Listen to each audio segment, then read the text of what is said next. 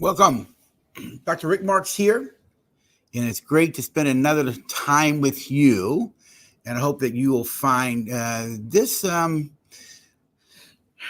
conversation we're going to have today on the addictive personality. I hope you'll find it value to you. I hope you'll find it something that has meaning to you. You know, knowledge is power.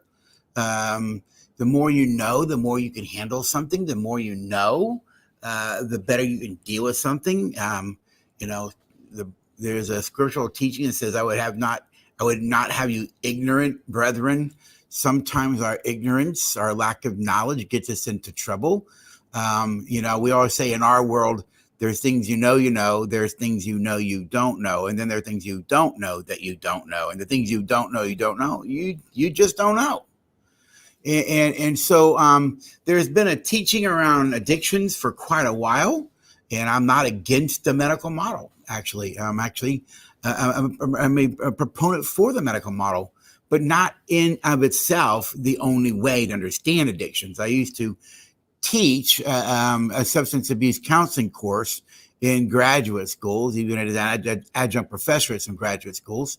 And there's many different prisms by which to look at addictions. And there's been a lot of research and communication around addictions seen through a different prism. So I'm going to be borrowing from my own personal experience, but also some of the work by Craig Knockin in his book, The Addictive Personality. We're going to be I'll refer you back to a TED Talk on everything you thought you know about addictions was wrong. You might want to go check that one out. Wonderful TED Talk. We're going to talk about addictions as an attachment disorder, that addicts actually don't bond to people. Addicts bond to objects. They bond to objects. And so we'll talk about that. We'll give a definition for an addiction today. And then we'll talk about, addictions as a bonding disorder, as an attachment disorder. And by the way, when I talk about an addiction here, I'm actually talking about any addiction. We're not talking about just alcohol or drugs. It could be a religious addiction. Yes, there is such a thing. I wrote a doctoral paper on it when I was in seminary on religious addiction, and actually even presented that paper at the annual conference of the American Counseling Association. They accepted it as a breakout session. For those interested more about that, Father Leo Booth wrote a great book called When God Becomes a Drug. Check that one out. So we're talking about any addiction, and we're going to talk about this thing called the addictive personality. The addictive personality. We're going to kind of talk about that. And then how does that play itself out in your day-to-day life, not just as an individual, but also how does that play itself out in your life relationally to yourself and other people. All right. So that's where we're going to kind of take off.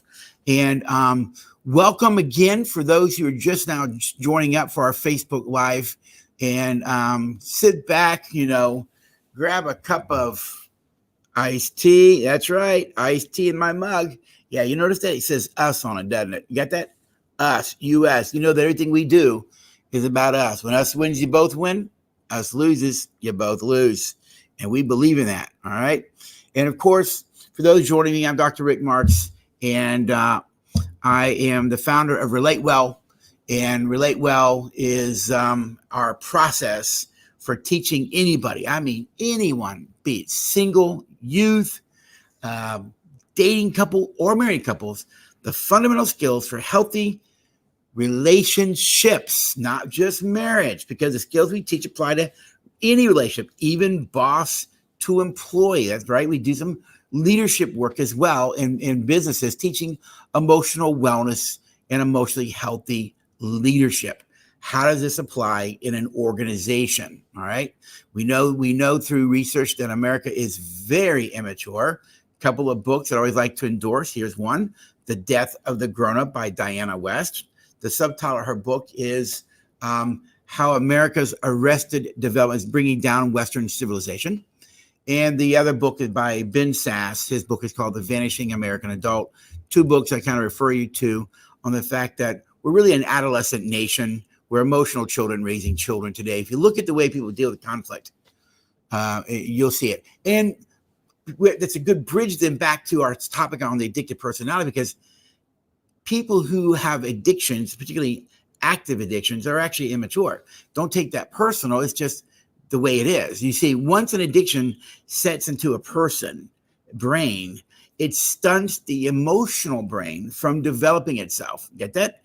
Once an addiction kicks in, it stunts the emotional brain from developing. It inhibits spiritual development. It inhibits learning. It inhibits the ability for the emotional brain to move into maturity. And people are, that's why I see a lot of people when they are going to recovery, you start to see a lot of childish or adolescent behavior. And you go, well, they were that way before. True. But now you realize it's not about the substance or the process, right?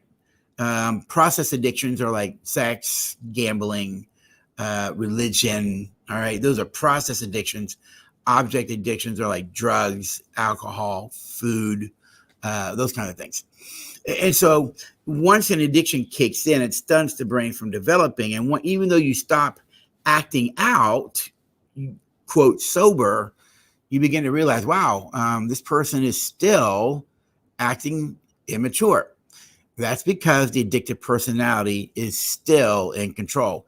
And that's the term dry drunk. The term dry drunk speaks to the person who's no longer drinking, but the addict personality is still in control of them. Recovery then is not really about stopping the acting out. You have to stop the acting out to get in recovery, that's for sure. But it's not just about stopping the acting out. It's learning to develop yourself at the emotional, relational level and develop healthy connections.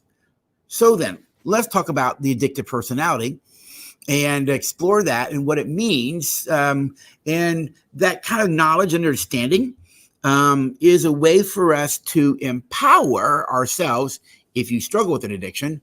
And it's a way for those who live with addicts, hopefully to have a little bit more compassion. Not that you have to put up with what they're doing, of course, but you'll have a little more compassion for them so that maybe, it give you a little more peace in your life as you try to figure out what to do with their addictions. And yes, addictions that are active undermine, if you're married, active addictions undermine marriage counseling every single time. And we'll talk about that in just a minute.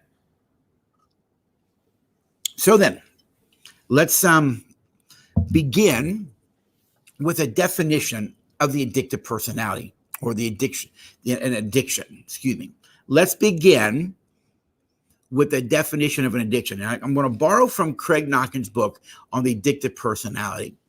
Now, I like his definition because it fits where this new prism is looking. And as a matter of fact, his video on the addictive personality, published by Hazelden. If you're looking for a good book to read on the addictive personality, I recommend that. Go to Hazelden. I think it's hazelden.com, and you can find it there. His definition of an addiction is thus: that an addiction is a pathological love and trust relationship with an object and or event. I want to say it again, that an addiction is a pathological, keyword pathological, love and trust relationship with an object or event. What he is basically helping us understand that an addiction, it is pathological, but what's the pathological? It's the relationship. It is a relationship. It's a love and trust relationship that is pathological. Did you get that? It's a love and trust relationship that is pathological. In other words, addicts are trying to get their relational needs met, their intimacy needs met. Those needs that are hardwired into what is known as the limbic system, which is the emotional brain, which is where feelings of bonds and attachments, feelings of love come from. And yes, love is a feeling as well. Addicts are trying to get their relational needs met through an object and or event. Now, you might be asking, well, what are relational needs there, Dr. Rick? What are relational needs? Let me help you understand those, all right? I use an acronym called CARES, and I'm going to kind of let you know what it looks like for you to see it on paper. It's C, then A to the fifth power, R-E, and then S squared. C, A to the fifth power, RES squared. All right. Here's why. Relational needs are 10. They're hardwired into the emotional brain. Here they are. All humans need comfort. That's the C in cares. We all have a need for comfort. Then there's 5 A words. We all have a need for acceptance. We all have a need for affection. We all have the need for attention. We all have the need for approval. We all have a need for acceptance. We also have the need for respect. That's the R in cares. We also have a need to be encouraged. That's the E. And the last 2 are S words. We all have the need for security. Now, security here isn't that there's deadbolts on a door and money in the bank. That's a piece of it. But this security has to do with the relationship is in harmony, that I am confident in the relationship, that this relationship is free from harm. I feel secure in your love. I feel secure in the relationship so I can be vulnerable. When you feel insecure in a relationship, you don't want to be vulnerable. And the last S word is support. Support. So I'll give it to you again. It's comfort, attention, acceptance, approval, appreciation, acceptance, respect, encouragement, security, and support. Those are the relational needs that, when met, create a feeling of love and trust. Did you get that? When those needs are met, they create in an individual feelings of love, which then allows them to trust. But what addicts do, they're trying to get those cares need met in a pathological way. See, all humans, because we're humans, we have these needs, and needs must be met. We have survival needs: food, air, water, and shelter, right? But we also have relational needs. And I just gave you the cares list. All needs must be met and all needs will be met. And when needs are met, we thrive. When needs are not met, you're in pain. And the brain doesn't want pain. The brain wants to avoid pain and pursue pleasure. That's the way the brain works, you see. So if I want appreciation, I get appreciation, I feel loved, I feel valued, I feel cared for. I feel like I matter. If I need appreciation and I don't get it, I feel unappreciated, and that's painful. And whenever we're feeling relational pain, we tend to disconnect and distance ourselves. Why? Because if I'm feeling unappreciated by you, if I feel rejected by you, if I feel abandoned by you, if I feel threatened by you, the brain doesn't want to draw close to you. It wants to draw away from you. And so the brain disconnects from that relationship and moves into aloneness that is not good for you to be alone. Aloneness is the leading health crisis in America today. It's an epidemic of proportions. And whenever you move into aloneness, you're in pain. The brain doesn't want pain. The brain wants pleasure. So what people do is, in the midst of the absence of those relational needs being met, you feel unloved, you feel unimportant, you feel unaccepted, you feel unappreciated, you feel disrespected. There's a whole list of all kinds of negative emotional words that fit when those needs are not met. You're in pain. The brain doesn't want pain. It wants pleasure. So what do? All needs must be met. And so either you get those needs met in healthy ways, mature ways, or you get those met in pathological ways. And this is what addicts do.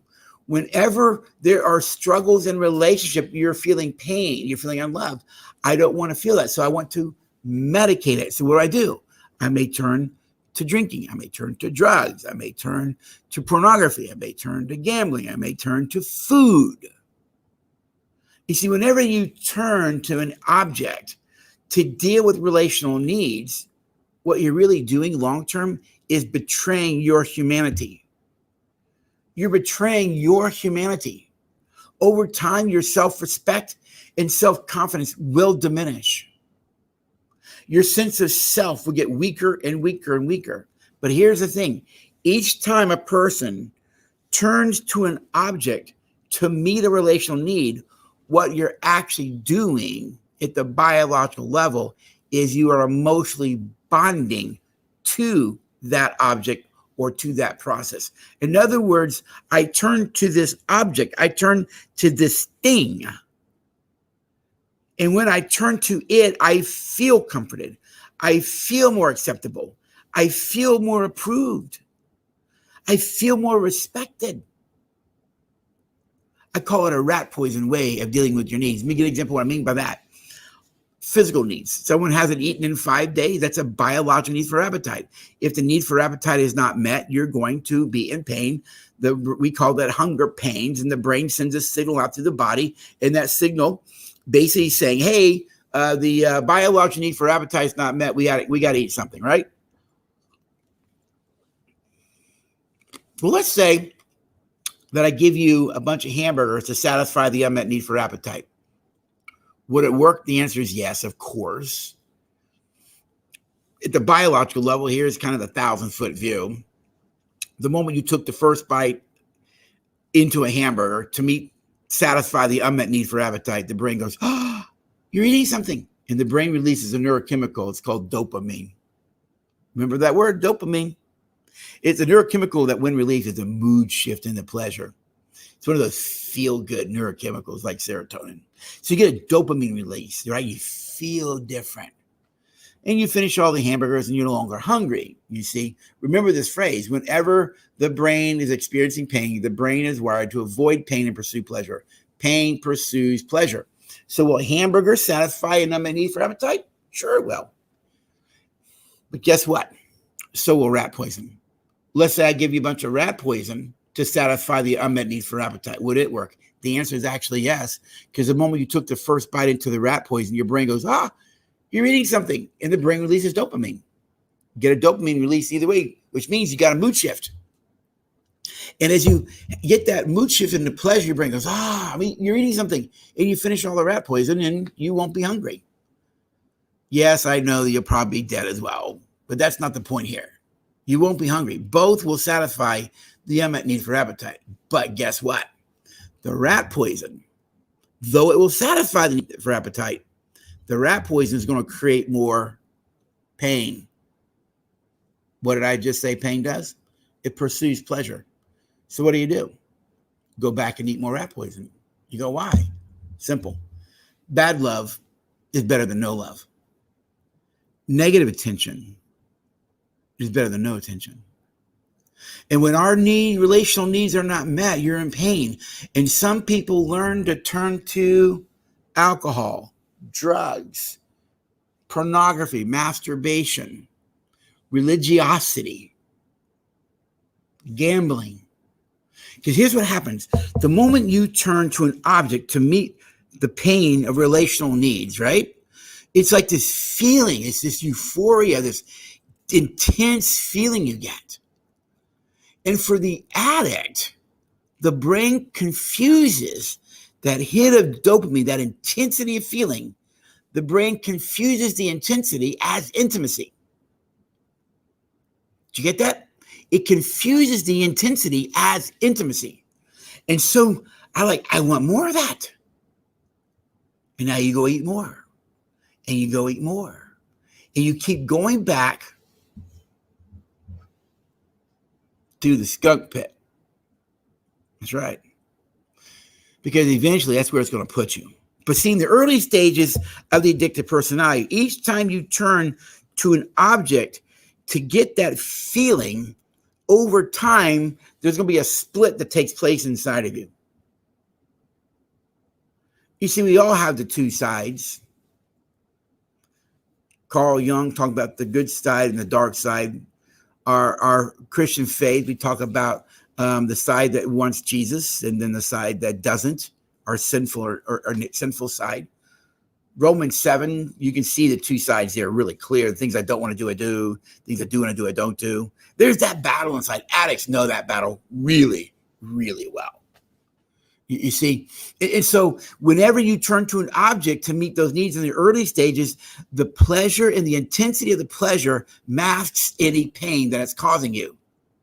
And so the more that you turn to an object to get relational needs met, you start bonding to the object and you start disconnecting from others. Now, Knockin says there are 4 natural forms of relationship. He says all humans have to bond to oneself. You got to have a healthy relationship with yourself. You need a spiritual relationship. That's a relationship or connection to God. You need a connection to family and friends. And you need connection, number 4, to a community around you.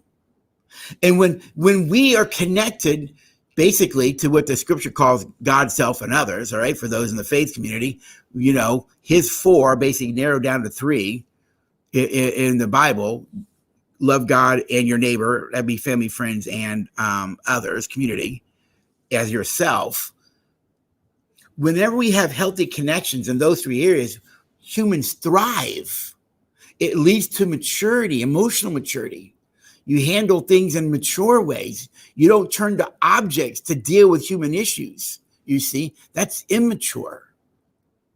That's an unhealthy rat poison way of solving a problem in your heart that actually just creates more problems for yourself. But the more that I turn to an object to get my needs met, the more I disconnect from the God, self, others, what Knockin calls the 4 natural forms of relationship.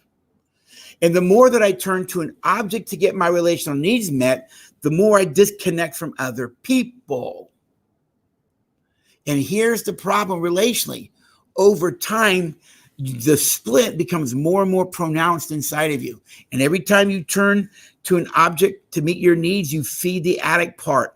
And the real part, the part that's longing for love, that's longing for connection, that wants a connection to God, that party gets weaker and weaker and weaker. Oh, yes, it fights it at times. It fights it. It can't stand this part over here. But the longer this part rules you and regulates you, eventually this part depends on that part as well. And that's a real strong point I want to make here.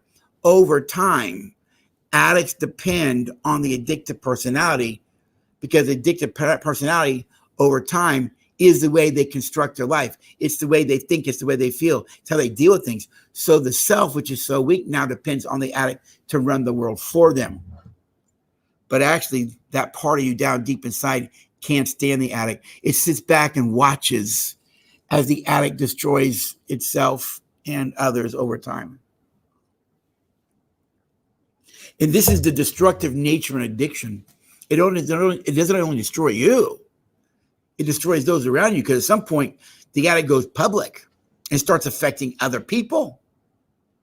And addicts have an uncanny way of always explaining away their crazy behavior. Of course they do.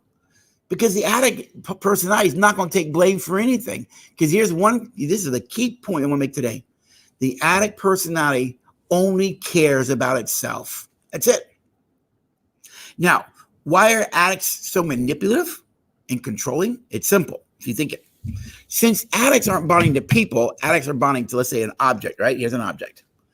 What do you do with objects? Well, objects, you manipulate objects. You control objects, right? This is why addicts are so manipulative. This is why they're so controlling. Because addicts end up manipulating and controlling people. Why?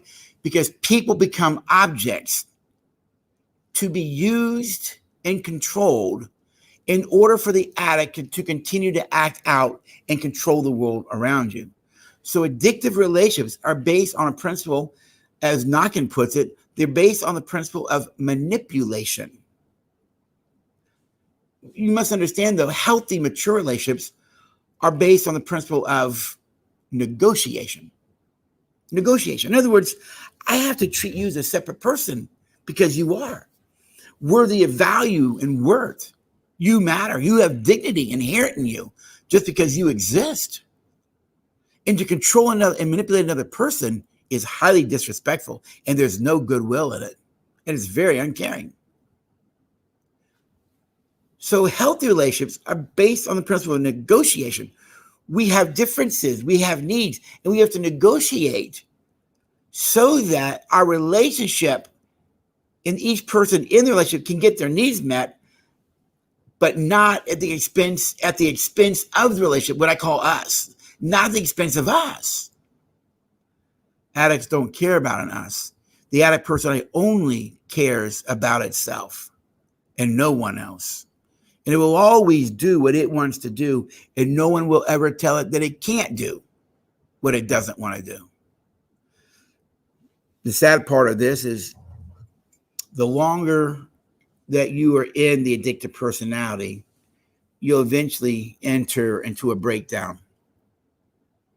In other words, the intensity of the experience no longer gives you the high you're looking for. As a matter of fact, your 5 beers that you used to take don't work anymore. Now you need 10. It's no longer 1 or 2 hits of cocaine. It's 3 or 4. It's no longer 15 minutes of pornography. It might be an hour, 2 hours, or harder versions of pornography. Or you got to gamble more. What your brain is doing now, it's building tolerance. You've been doing this enough, the intensity of what you used to begins to wear off. The experience doesn't have the value that it used to anymore. So what do you got to do? You increase it. You try harder. You use more. Eventually, the addict doesn't respect humanity or yourself. Eventually, you will break down. Maybe people walk away out of your life. Maybe people have divorced you. Maybe you end up in a court for something you've done. But your life will break down eventually. And hopefully, that's the point. Well, maybe this person becomes teachable and will enter into recovery. And recovery is when you come to the realization that you cannot beat the addict personality inside of you. It will kick your tail every single time you fight it. You can't beat it. This is why in the 12 steps, the first of the 12 steps is we admitted we were powerless. Powerless. You have to admit you can't beat this thing. For those in the faith community, think about it this way. Can you get rid of your sin nature? No, you can't. You're going to fight that rascal to the day you die. And I get all the theology that Jesus died and all that. But in the end, right here, right now, in this world, you still struggle with your flesh. It's kind of the same thing with the addict. But here's the thing. You have to admit that you're powerless to your sin nature. You can't beat it. So you're going to have to yield to the Spirit to help you overcome it, to live in harmony with that part of you. But you have to reassert the part of you that wants God, that wants connection, and make it the dominant part, and no longer let the addict part of you run your life. You know, that's what recovery is really about then. It's learning then to give up the addictive relationship. I'm going to give this thing up. And what I'm going to do now is I'm going to become an expert at healthy relationships. I'm going to learn to bond. I'm going to learn to trust. I'm going to learn to connect. But sadly, have you ever noticed in Western culture, we don't value connection anymore? Even in relationships and conflict, we value being right. We value winning arguments. You see this across in the church. They value winning an argument theologically than having a relationship with someone who's of the household of faith. But I'd rather be right than have a relationship. I always like to say when I speak in the faith community, God is always right, and he doesn't throw relationships away. And he doesn't force on us that he's right. You see, we'll force being right, and if you don't agree with me, then we're not going to have a relationship. I find that rather troublesome because that is the problem that's taking place all across America in many different ways. You have to agree with me in this situation. You have to agree with me in this situation. I can't agree with you there. Okay, can we agree to disagree and still have a relationship at least? I believe you can, as far as it concerns me. That doesn't mean you'll want a relationship with me, but I can live in such a way that I'll always keep a door open for a relationship. We'll throw relationships away just to prove our point or be right. I find that rather sad. I learned that maybe it's better to agree to disagree and have a relationship than try and push something we both are just going to disagree over. You're just going to disagree. And guess what?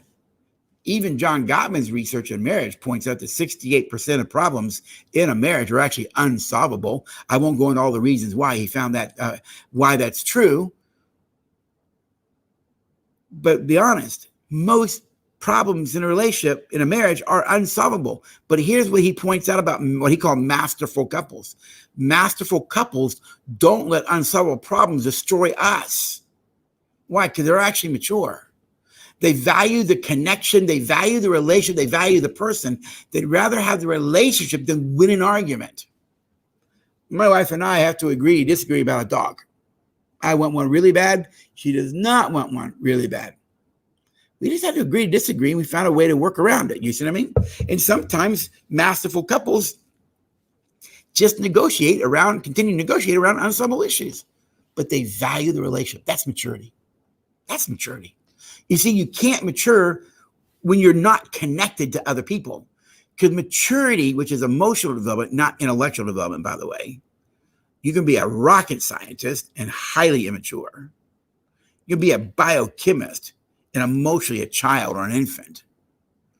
Maturity cannot happen until you have healthy relationships where people speak into you.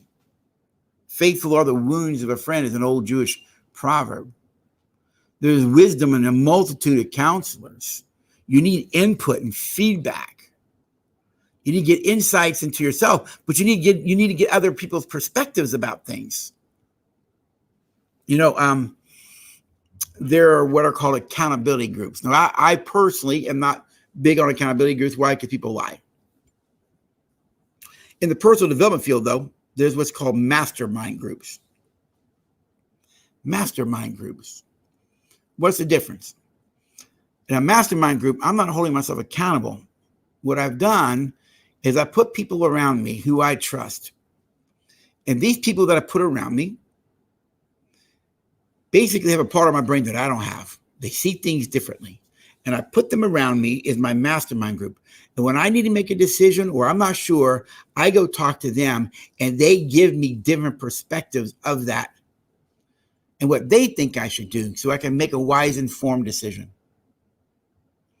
Accountability groups is you holding yourself accountable because you want to change something in your life, but you lie about it and they don't know. I like a mastermind group because it puts the responsibility on me. It puts the responsibility on me and my own transformation. Am I living in such a way that I recognize that I don't know everything and I can't see everything, but other people see things that I don't see. They know things that I don't know. And I know that I know there's a lot of things I don't know that I don't know. So I use my mastermind group. Luella's in that for me. My brother's in that for me. Paul and Jerry are in that for me. There's some others.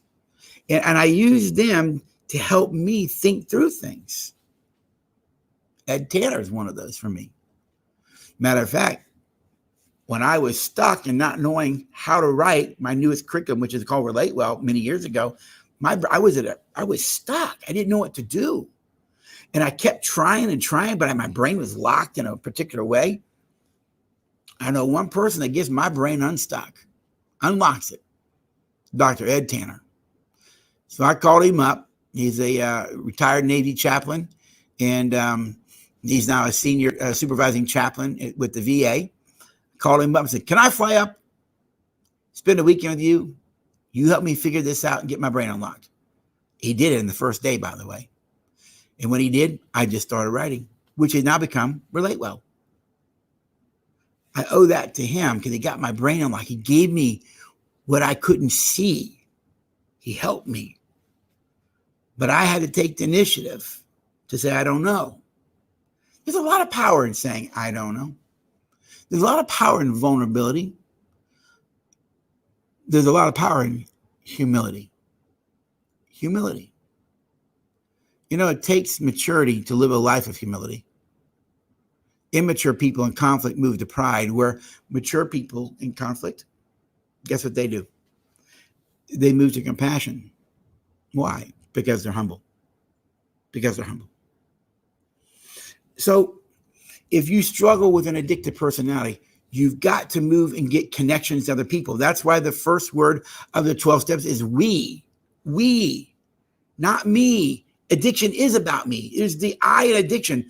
Recovery is about we, reconnecting to God, connect to others. This is why programs like Celebrate Recovery for the Fifth Community or AA, which is still the most successful program keeping you sober and healthy. It's reconnecting to people and letting people speak into you. That's why in AA, what makes AA so powerful is the 12 steps, which all came from the Christian scriptures, but it's also because you have to get a sponsor. Someone who's walked the journey ahead of you and has good sobriety, and that person sponsors you as you walk the journey. In other words, connection. Someone said to me here a couple of days ago, well, I can handle my addiction on my own. Why can't I do this on my own? I said, go to an AA meeting and mention that. And everyone in that room would go, ha, we all said the same thing. Never works. You need others in your life. And by the way, guess what? They need you as well. So if you struggle with addictive personality, I would tell you mutual humility, which requires vulnerability, by the way, right? And we addicts don't like being vulnerable. We like control. That's why one of the keys of recovery is recognizing you can't control everything. This is why the recovery community uses the serenity prayer in all their meetings. God grant me the serenity, which means peace, to accept the things I cannot change, the courage to change the things that I can, and the wisdom to know the difference. The serenity prayer is a prayer expression that reinforces the idea that I have limited control.